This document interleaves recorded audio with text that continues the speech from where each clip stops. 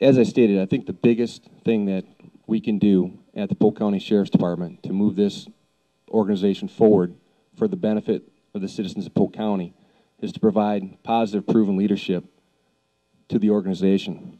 Right now, we've been running basically a pretty reactive type style of leadership, very centralized, where essentially every decision, for the most part, is made at the upper level of the Sheriff's Department. I'm talking at the Chief Deputy, the Sheriff himself.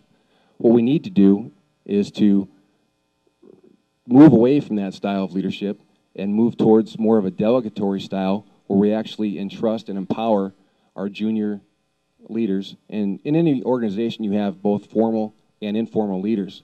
But what we need to do is empower them, use them to their fullest capabilities, realizing, though, when you do empower them and delegate that out, you are still overall accountable and responsible for everything that happens. And with that, that's going to free up your upper level management to, again, move forward with new ideas, new implementations of projects that are going to be able to move the organization forward.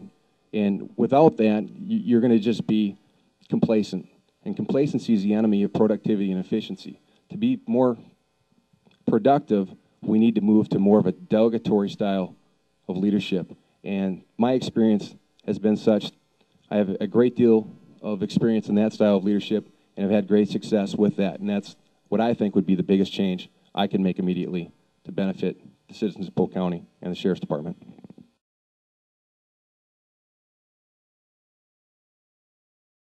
Well, I think that's going to be one area that Tim and I do definitely agree with.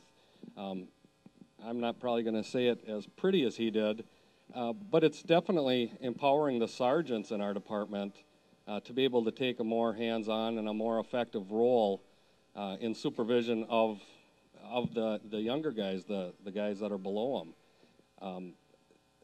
Part of the problem that we have right now is that they're in the same union as the patrol guys. And while this isn't a game ender, there's still things that can be done in that role.